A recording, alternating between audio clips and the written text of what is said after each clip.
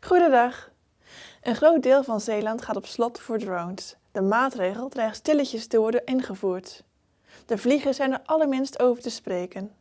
De boosdoener is staatssecretaris Martijn van Dam. Hij blijkt vorige maand besluiten te hebben genomen over de toegankelijkheid van de waterrijke Natura 2000 gebieden in Zuidwest-Nederland.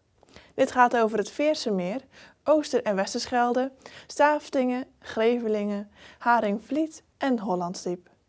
De besluiten zijn gepubliceerd in Staatscourant.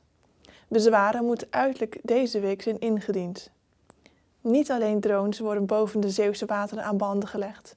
Ook het vliegverkeer heeft te maken met verdere beperkingen. De belanghartigen van de kleine luchtvaart bekijkt welke juridische mogelijkheden er zijn om de besluiten aan te vechten. Dan het volgende bericht.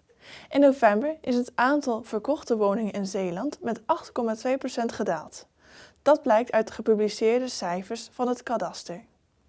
Vorige maand wisselden 425 huizen van eigenaar. In oktober ging het nog om 463 woningen. Ten opzichte van een jaar geleden is het overigens wel sprake van een stijging in de woningverkoop. In oktober 2015 werden in Zeeland 372 huizen verkocht. In alle andere provincies nam de verkoop juist toe, behalve in Flevoland. Daar daalde de verkoop ook. Dan het laatste bericht. Vertegenwoordigers van de grote Amsterdamse cultuurinstellingen komen een workshop geven aan jonge toneelspelers, balletdansers en muzikanten uit de gemeente Sluis. Er komen mensen van de Stadsschouwburg, het Concertgebouworkest en het Nationaal Ballet langs. Deze zullen workshops geven aan toneelclub De Plattelanders, muziekschool Musiek Sande en balletschool Anita Bekers. De workshops vinden plaats in het kader van de samenwerking tussen de gemeenten Amsterdam en Sluis.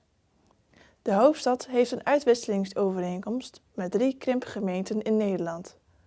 De lessen kaderen meteen ook in de viering van het 60-jarig bestaan van het Ledel-theater. Voor het jubileum zochten gemeentebestuur en theaterdirectie samen naar een invulling. Dank u wel.